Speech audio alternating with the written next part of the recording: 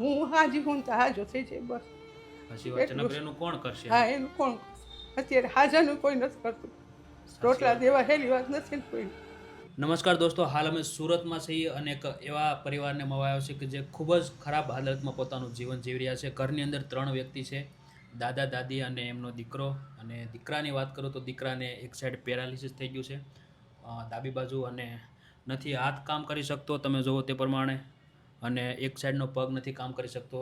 કહેવાય કે કોઈ પણ મા બાપ હોય એનો જવાનજોત દીકરો જ્યારે કામ કરતો હોય અને તાત્કાલિક આવું થઈ જાય એટલે ખૂબ તકલીફો સાથે દાદા અને દાદી પોતાના દીકરાનું ધ્યાન રાખી દવા કરાવી ઘણું બધી મહેનત કરે છે, પણ કોઈને કોઈ રીતે નથી થઈ શકતું અને ખૂબ જ તકલીફો સાથે પોતાનું જીવન જીવી રહ્યા છે. તો વાત કરી ભાઈ સાથે અને દાદી સાથે કે એમના જીવનમાં કેવી કેવી તકલીફો પડી રહી છે. તો તમે કન્ટિન્યુ એપિસોડ જોવો અને તમારા દરેક ગ્રુપમાં શેર કરો. મારું નામ નરેશભાઈ આહિર છે. ભાઈ, તમારું નામ શું છે? પ્રશાંતભાઈ. તમારું નામ દાદી? ગીતાબેન. ગીતાબેન. તો પછી શું થયું દાદી તમારા દીકરા? એમાં 3 વર્ષ પહેલાં છે ને પેરેલિક્સ આવી ગયો અને પેરેલિક્સમાં એને આખું અડધું ખોટું પડી ગયું. કામ કરતો તો કામ કરતું બંધ થઈ જાય. અમે બધી થોડી ઘણી બધા પાસે ઓછી ઉજારા કરીને બધી દવા હાથે કર્યું, આવેલું, પણ હવે બહુ તકલીફ પડવા માંડી છે. એમ શરીરમાં મારાથી કંઈ કામ થતું નથી, એના પપ્પાથી કંઈ કામ થતું નથી. અને ધીરે ધીરે બધી માથે કરો કેટલાક કોણ ઉછીને કેટલાક લોકો પછી એટલે પછી બધા જ માપવી પડે બધી એમ. અને અત્યારે તો બધું ઠીક, હવે હગાવાલા આ તે બધું તો એમ. એટલે કોઈ સગાવાલા મદદ નથી કરતો? નહીં, કોઈ નથી.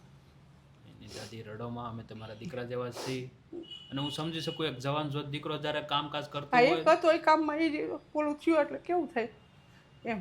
નકર તો અમારે 30થી અસર હાલતું હતું, અમારું નાનું ફેમિલી સારું હાલતું હતું ઘરમાં. બધું એક કામ કરતો હતો ને તો. અને આપણે બધી વાતે બધું આપણે કરકસ કર રોડવી, દવામાં જે જરૂર પડે એ તો કરવું જ પડે બધું. સાચી વાત છે. કાંઈ મારી દવાઈ ચાલુ છે, મારે એટેક આવી ગયું છે, બાયપાસ કરેલું છે. કાંઈ મારી રાખવાની દવા એની રાખવાની, અહીં ડાયમંડની દવા ચાલુ છે. ઓલા કે એમ એક તો ગરીબાઈ ને એમાં પછી માથે ખર્ચા વધી ગયા અને ઉંમર બધું ભેગું થયું ને. આપણે જુવાન માણસ હોય તો ગમે તે કામ ખેંચી લે એમ, ગમે છે. હવે બહાર આપણે કામે કોણ દે? ખબર છે કે આ મારે કંઈ કામ નથી કરવાના. ધીરે ધીરે સ્ટોનનું કરવું, હું લઈ આવું હાડીનું, જી વાપરવાનું છે આવી. એટલે એવડી ઉંમરે તમે કામ? હા, ઘરનું કરવું અને આ ભાઈનું કરવાનું રહે. એને કપડાં પહેરાવવા પડે, નવડાવવું પડે, એટલે ધીરે ધીરે બધું કરે રાખવું. પણ ભગવાન રામને બસ શાંતિથી હું હાજી હું તો હાજો થઈ જાય બસ. એનું કોણ કરશે? હા, એનું કોણ અત્યારે હાજાનું કોઈ નથી કરતું. રોટલા દેવા હેલી વાત નથી ને કોઈ. એની દાદી રડોમાં હું સમજી શકું. અને જે પીડા ઓલા કે એમ કે કદાચ કામ ન થાય તો કાંઈ નહીં, પણ જે આ પેરાલિસિસ તો બહુ અઘરું છે. ભગવાન કે અડધો દે છે, ગમે એમ ખાઈ લો, પણ રોગ ન દે તો કાંઈ. ઘર આખું ભેળાઈ જાય દવામાં ને આમાં.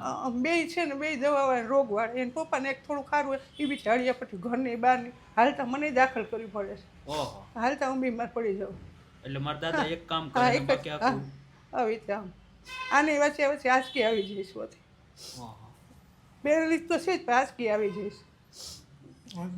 હવે આવી જાય બહુ આમ ટેન્શનમાં લઈએ ને બહુ આમ ઉપાધિ કરે ને તો એને આંચકી આવી જાય. આમ ઉપાધિ કેમ કરો પ્રશાંતભાઈ? એને કામ એ ગોતે, પણ આને કોણ કામ દે? એમ કે તમારે ન થાય જોડા જોડે, તમે આમ ન થાય. મેં કીધું ભલે ને કંઈક થોડુંક બેસવા પૂરતું આમ બેઠા બેઠા ધ્યાન રાખવાનું હોય કે કોમ્પ્યુટરનું લખવાનું. હા, એમ ભલે 5,000 3,000 જે દે એમ ગમે. પછી પ્રશાંતભાઈ પહેલા તમે શું કામ કરતા? પેલા હીરામાં હતો. હીરામાં હતા તો એમાં કેટલું કામ થઈ જતું? એમાં 30,000નું થતું. 30,000નું કામ થઈ જતું. તો પછી આવી રીતે ડાયરેક્ટ કેમ થઈ ગયું? બીપી વધી, ઓલું વેક્સિન આપ્યા ને આપણે કોરોના પછી આવું થયું. પહેલાં હતું ને બીપી. એટલે કોરોનાની વેક્સિન લીધી એમાં એવું થઈ ગયું? એમાં બીપી આવ્યું, બીપી હતું નહીં મારે. હા, બીપી વધી ગયું અચાનક. કેમ કે નાઇટમાં ઉજાગરા થાય કે નહીં, એનાથી બીપી વધી ગયું. અચાનક સવારમાં જ આવ્યું. એટલે એક બાજુનો ભાગ કામ જ નથી કરતો? કામ જ નહીં. પહેલાં મોટું ત્રાણ હતું, હવે અત્યારે બોલી શકું. હા, મોટું આખું ત્રાણ થઈ ગયું. અત્યારે કસરતમાં જતા ને એટલે મોટું સરખું થઈ ગયું, હાથ પગ નથી હાલતા. તો હવે કસરત નથી કરતા? નહીં, અત્યારે બંધ કરી દીધી, ભાવ વધી ગયા ને એટલે. પહેલાં 100 રૂપિયા હતા ને એટલે જતો કસરતમાં, 150 કરી નાખે એટલે બંધ કરી દીધી. દર મહિને ક્યાંથી કાઢવા પૈસા એમ. સાચી વાત છે. તો ઘરમાં કાંઈ કમાણી છે નહીં ને દવાખાને કેટલા દઈ શકે? એટલે ઘરે થાય એટલી કરું. તમારી જાતે તમે ઘરે કરો? હા, હાલતો હોય ને બધું કરતો હોય એટલે જ કામ કીધું કે એમ કામ મળે તો હાલો જવાનું રહે ને એમ. હલન ચલન થાય અને મગજમાં હા, થોડું પબ્લિક ના હાથે જોઈ મજા આવે. હા વિચાર આવે સારા એમ. બોલું એકલા એકલા તો પછી ઘરે નેગેટિવ ઘરે વિચાર હું આવે. કરું? એને હું સમજી શકું. અને તો પછી તમે એક જ ભાઈ છો, બીજું કોઈ નથી નહીં, ઘરે નહીં. તમારો દીકરો કે દીકરી? દીકરી છે એ હારે છે. એના હવે marriage થઈ દીકરીને મેરેજ થઈ ગયા છે એના, પણ એ લોકો એના સંસારમાં પડ્યા. આપણે દીકરીનું એને કોઈ દી સાચી કાંઈ વાત છે. તો ઓલું ન અલગ કરાય. કેમ કે હા, દીકરીનું ઘરનું કોઈ ખાવું ઈ કંઈ આપણે ખાવું ઓળખે. નહીં. અત્યાર સુધી નથી ખાતું, હવે થોડું ખવાય.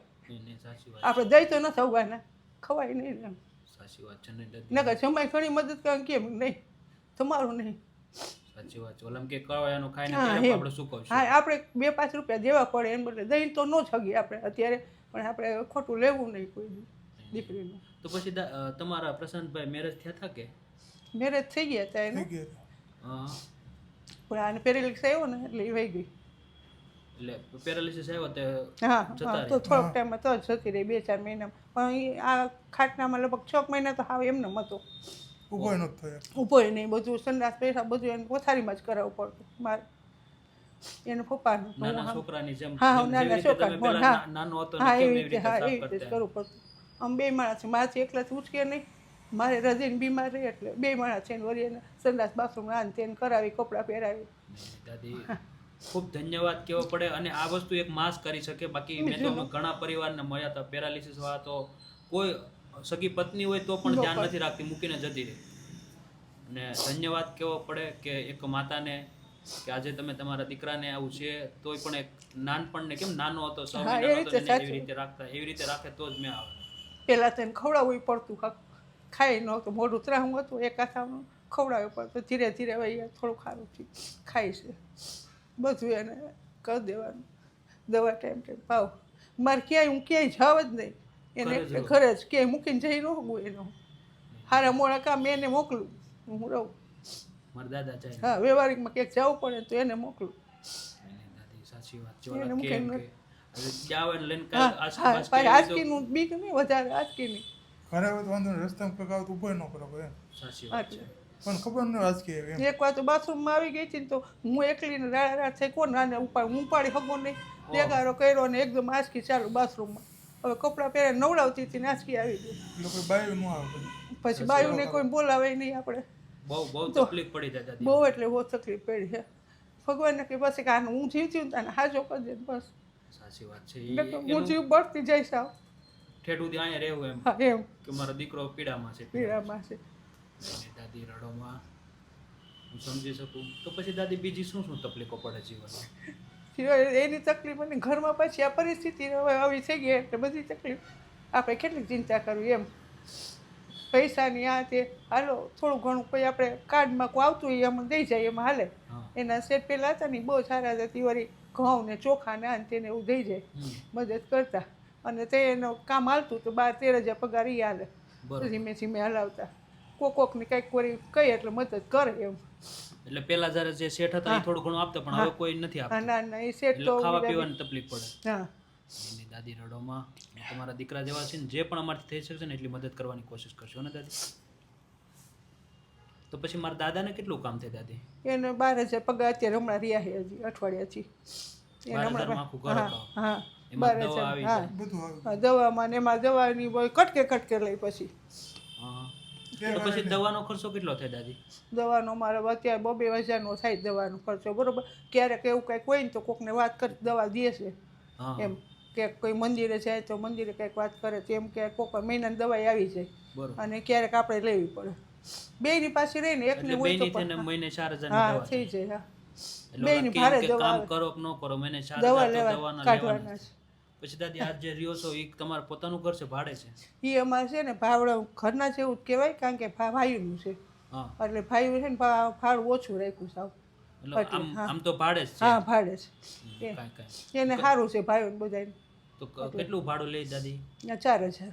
4,000 રૂપિયા. હા તો એ 4,000 દવાના, 4,000 હા ઓલા કેમ કે હા. ભાડાના, એટલે મહિને 8,000 રૂપિયા તો 8,000 તમે કામો કે ન કામો હા, દેવા જ કાઢવા જ પડે. પડે. પછી આમ વહેલા મોડું થોડુંક હાલે આમ તેમ હોય તો ભાડું, હા, એમ. બાકી આમ પણ કાઢવું તો દવામાં દવાનું તો- તો કાઢવું જ પડે. દવાના તો એ તો એક દી જો આને 2 દિવસે નહોતી પાઈ ને સગવડ નહોતી પાઈ તો આજકી તરત આવી જઈએ. ડૉક્ટર કીધું દવા નહીં બંધ કરવાની આજકીની, ઓહો. તેમ ગમે. પછી એવું હોય ને તો એક પતાકડું લઈ આવી, બાકી આજકીની દવા બંધ નહીં કરવાની, એ ગમે એમ કરવાનું. એટલે તો મારા પાસે જે દાગીનો તો એ બુટી વીટીને બધું દઈ જાય ખોટા જ પહેરવું બધું વેચી નાખ્યું દાગીના બાગીના. નહીં, નહીં આપણે દાદી, છોકરાથી બધા શું હોય સાચી વાત છે. જે છે એ આપણા દીકરા જ છે ને. હમ નહીં નહીં દાદી, આપણે જે છે એ યાદ છે રડોમાં તો અત્યારે ખાવા પીવામાં તકલીફ પડે દાદી. એટલે ખાવા પીવામાં થોડુંક એમ વાંધો ન આયલા રાખવું આવું આપણે ધ્યાન રાખવું પડે બહુ બધું થોડું થોડું લાવીને હા પોતાનું એમ હાલે એમ થોડું થોડું નહીં નહીં દાદી, રડોમાં અમારથી જે પણ મદદ થઈ શકે ને એટલી મદદ કરવાની કોશિશ કરીએ ને દાદી.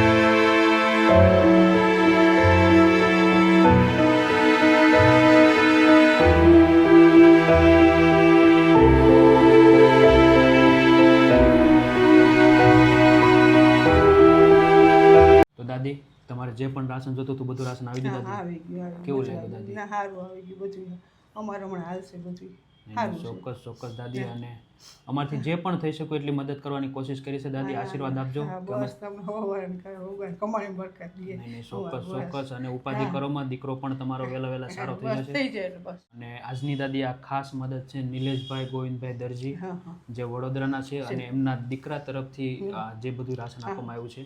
તો શું કહેશો એમના વિશે દાદી? બસ એને આભાર ભગવાન એને ભગવાન એને સારું બસ કે આ કમાણી બરકત દે બધાને આવી મદદ કરે રાખે હા અમારા જેવા હોય બધા એને બીજું નહીં નહીં, ચોક્કસ ચોક્કસ. રડોમાં હા એને દાદી, સારું થઈ જાય અમે તમારા દીકરા જેવા જ છીએ અને જે પણ થઈ શકતું હતું હા એ ભાઈ એટલી મદદ કરવાની કોશિશ કરી છે. એ ભાઈને અમારા વચ્ચે આભાર કહેજો ચોક્કસ ચોક્કસ. હા સારું એના રાખે એટલે એ બિચારા બધા આવી તો મદદ તમારા જેવાની કરતા રહીએ બિચારા તો જ થાય ને સાચી વાત છે. અને એ જીવના હારા હોય તો જ કરી શકે નથી હોય તો એ નથી કરી શકતા કોઈ અત્યારે બહુ બહુ બસ સારી ભગવાન દે તો એ નથી કરી શકતા નહીં, આ દીધું એને કરે છે સારું કહેવાય ને અને ક્યાંક અમારા જેને આશીર્વાદ લાગી જાય સાચી એને વાત. સારું થઈ જાય દીકરા દીકરી એના સુખી ના થાય સુખી થાય બસ એને ચોક્કસ ચોક્કસ.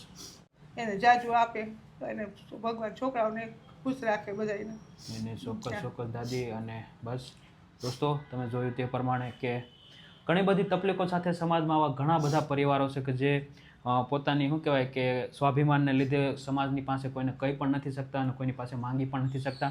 પણ ક્યારેક તમારી આજુબાજુમાં આવો કોઈ પરિવાર હોય તો અવશ્ય એને મદદ કરજો, કેમ કે એના પોતાના સ્વાભિમાનને લીધે કોઈ પાસે લાંબો હાથ પણ નથી કરી શકતા અને એટલું બધું જીવનની અંદર એડજસ્ટમેન્ટ કરતા હોય કે એની વાત ન પૂછો એમ.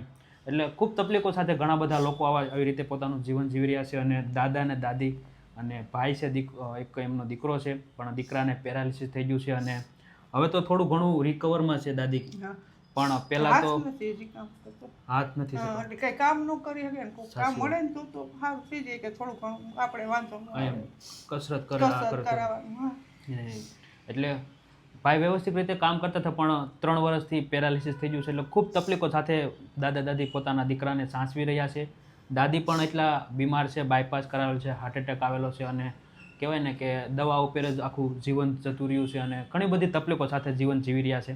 તો આપણેથી જે પણ થઈ શકતું, એમને જે ખાવા પીવામાં તકલીફ પડતી, તો જેટલું પણ આપણથી બની શક્યું એટલી મદદ કરવાની કોશિશ કરી છે.